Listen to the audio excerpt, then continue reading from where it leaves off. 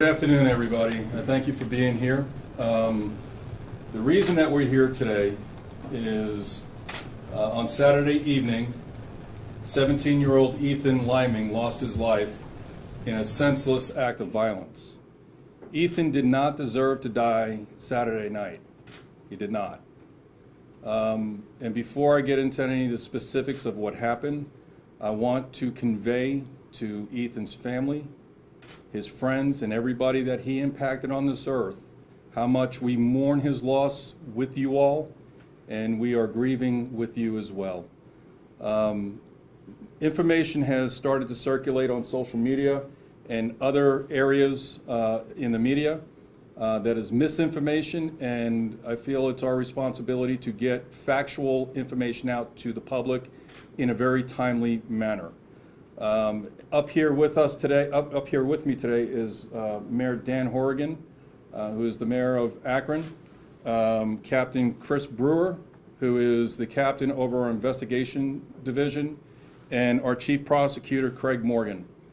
We are all here to answer any questions that you may have. And before I get into the information that I will share with you all, Mayor, would you like to address? Yeah, and we are addressing the incident from last week, and it's a troubling trend around the country when it comes to senseless acts of violence. And this is about Ethan and to his family, and to his churchgoers and people he played sports with.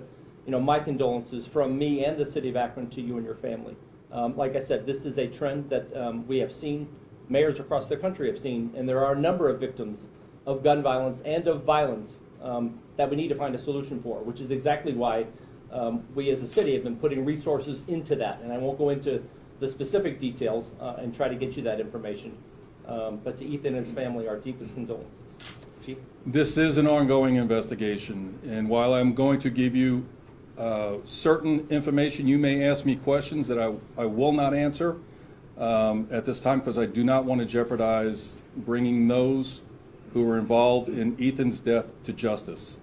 And I will let you know if that question is asked. I will respond in that way. So, what we know, Saturday night at about 10:46 p.m., our dispatch center received a call saying there was a fight in the parking lot of 400 West Market, which is a parking lot just east of the basketball courts at the I Promise School.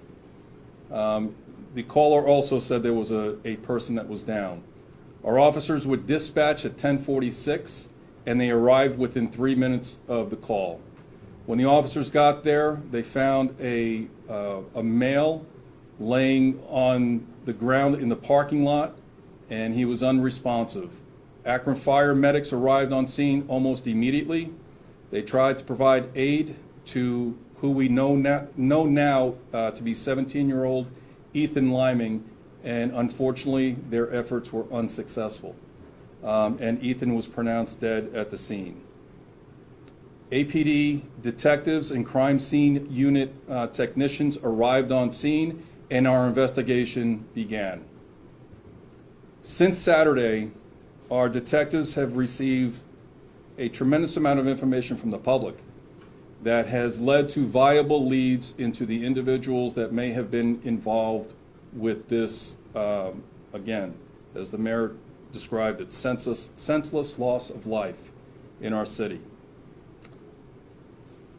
As a result of interviews and other evidence that we have at our disposal, which I'm not going to get into, this is what we believe happened, understanding that what I'm about to say, the narrative may change in the end because we still have people we need to talk to. At about 10:40 p.m. on Saturday night, a group of 4 juveniles arrived in the parking lot of the I Promise School near the basketball courts. Shortly after their arrival, they got out of the vehicle, and at least 2 members of occupants of the vehicle started discharging what we know now to be a splatter ball, water bead, blaster gel gun. They started discharging it at the direction of 4 individuals who were playing basketball on the basketball court. The 4 individuals on the basketball court started running away. and it appears that two of the occupants of the vehicle started running in their direction. Moments later, the two occupants of the vehicle are seen trotting back to their vehicle. The four people who had been on the basketball court are also seen running in the direction of the vehicle in the parking lot. A confrontation occurs.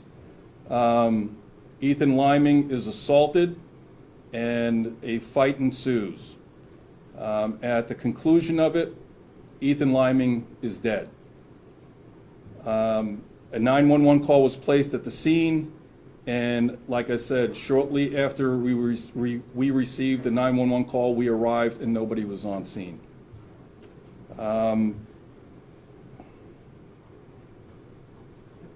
We're not going to get into who we believe the suspects are.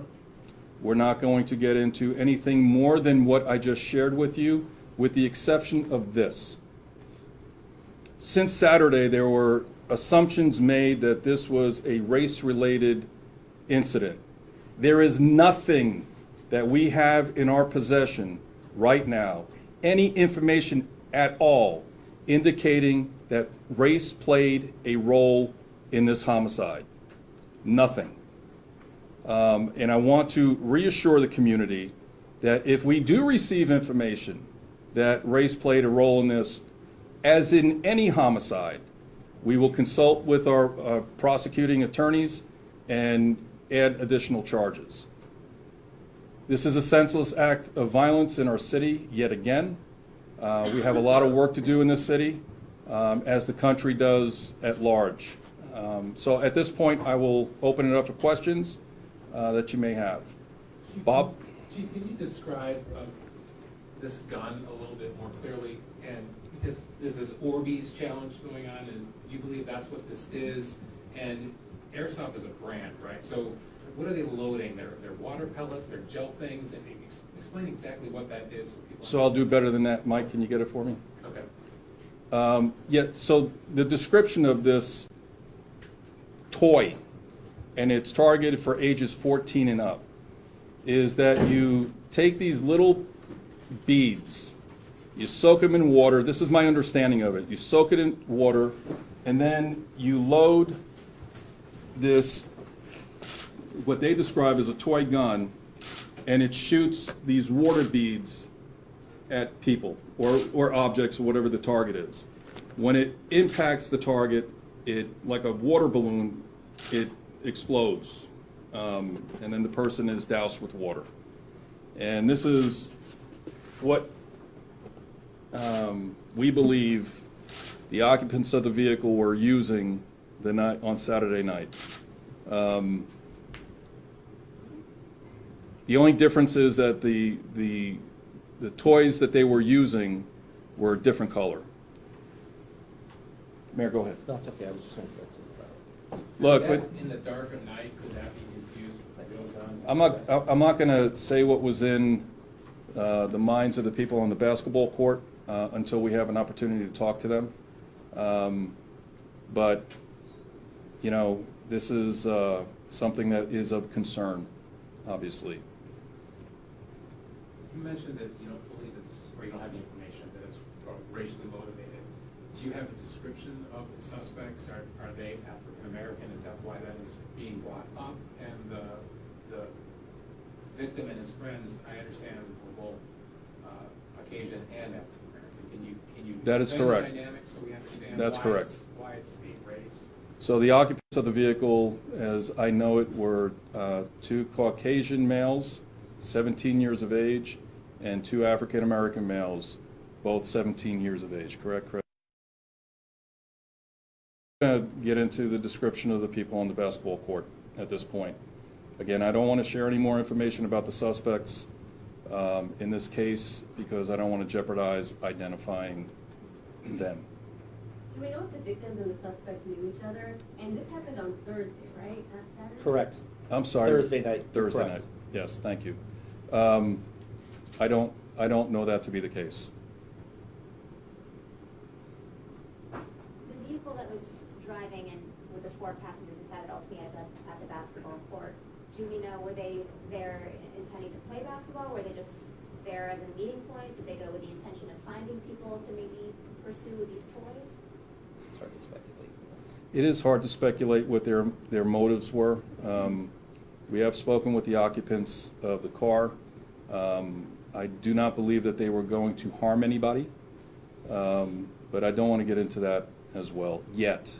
When we get our investigation together and it's concluded, then I will be more than happy to share specific details of the case. Is there anything in the police department's mind that would justify what happened as a result of what these juveniles were doing? Again, until we have the opportunity to speak with everybody that's been involved in this, I'm not going to comment on that. I will tell you this, that Ethan Liming did not deserve to die that night in that parking lot at that hour, based on what we know. Jim? Chief, is there video of any of this, and have you seen video? And if so, could you describe us what you did see? We're looking at a lot of evidence, and there is video information that we have. I'm not going to get into the description of what I actually saw on the video. And like I said, I'm hesitant to give any specific details at this time because I don't want to jeopardize the case. Ma'am? Have the people you talk with been cooperative with the Yes. investigation? Yes, ma'am. And again, I want to thank the public for sharing as much information as they have been. Do you have any suspects or persons of interest? Or, I mean, there's leads and promising leads, but do you We- think you know who did this? So we're following leads, and my hope is that we're going to identify suspects soon. Can you speak about the safety of this area? His family question, you know, whether their video cameras might have been working at the time, or just the safety of the area in general? So the video cameras in where the assault took place, you know, our entire country is dealing with a plague of violence. Akron is not immune from that. And in terms of additional violence that happened at that specific location, I'm not aware of any at this time. I think there has been an investment in and around public safety facilities and public schools around video equipment. And I know even as a city, we've embarked, I think, on a significant effort to improve a lot of those video efforts. So the video that you've seen of this, is it like a cell phone video, or is it like surveillance from business, or? So we're looking at several businesses that had cameras active at the time of the assault, at the time of the homicide, and so that's the video footage that I'm referring to. Yes, ma'am. You mentioned when paramedics and emergency services arrived and they saw Ethan there on the ground. The people he had come with in the car, had they left the scene at that point? Was Ethan alone at that point? Ethan was alone at that point, to my knowledge. Do you know exactly where the friends went? Like, there was confusion about if they were on the scene, were they calling from the scene, were they calling 911 from somewhere else? I don't know specifically where they went to. The investigation will determine where they went to, and again, I don't want to get into that at this point. How many of those other kids were assaulted? 3. All of them? I'm sorry, 2. A total of 3 people were assaulted. And these are his friends, you said? Ethan's friends, yes. Coming from the car. Say it again. They were in the car, those were the ones who were assaulted? So there were 4 occupants of the vehicle. 3 of the occupants of the vehicle were assaulted. Do you know if Ethan was taken out of the car by the suspects? I don't know. I don't know. So Captain Brewer was telling me that he actually had gotten out of the vehicle on his own. The father said that he was trying to calm things down and tell people that this was a joke, that this had escalated to a point that no one realized how serious it was going to be. Is that an accurate portrayal? I don't have that information. Yes, ma'am. You talked earlier about having this press conference and trying to quell some of the misinformation out there. There will be some people who watch and say, you know, why not wait until there's an arrest, there's a suspect? You know, do you have any response to Because that? a whole lot of damage can happen between now and then. And I think even historically, we've Yeah. done press conferences before, press releases Yes. before to kind of clean up or clear up misinformation that there are a number of sources, you know, these days as opposed to just traditional media where people may get information, and I think it's an opportunity to let the community know where things are, and people are still going to comment and say this or that, you're right, because there are different channels, but I think doing this helps, you know, get the misinformation kind of on the right track. Is there any message about using these types of splatter ball guns in the community? I'm not going to comment on that, Bob. You know, like anything that we put in our hands, we need to be mindful of, you know, how we use it. But again, I don't want to comment on that particular product or anything related to it. Well, somewhat related, do you have other crimes happening in Akron related to that toy? Not that I'm aware of, no.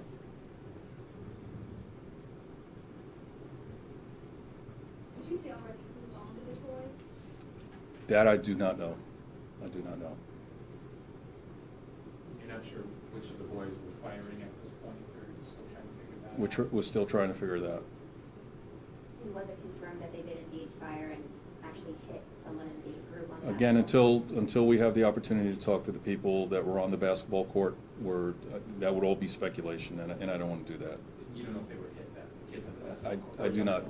Without having the ability to talk to them, I would encourage those that were involved in this to come forward and to make contact with our detectives so we can get the full story of what happened Thursday night. And again, I want to thank the public for sharing as much information as they did. This, you know, Ethan's loss is a loss not only for his family, as the mayor said, for everybody that he impacted by the law, another loss for our community. All of us. All of us. Every time we lose a member of our city, it's a loss for this community. And, you know, I know that we are collectively as a community working towards trying to identify a solution to this. I know it's ruled a homicide. Do you consider it a murder?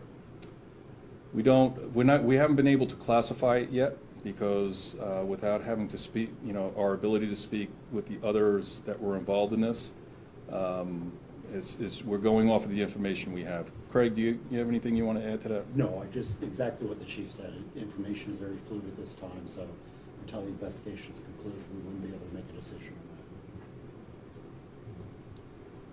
on that. But as I said, the biggest thing I want the public to know, based on information that has been brought to my attention, that is circulating in the media, that the information we have in front of us today is that race did not play a role in this homicide. And again, we mourn the loss of Ethan with his family and everybody that he impacted in his 17 years on this earth, his short life. And my heart goes out to his family. Are there any other questions before we wrap up? From anyone? Thank you all. Thank you. All right.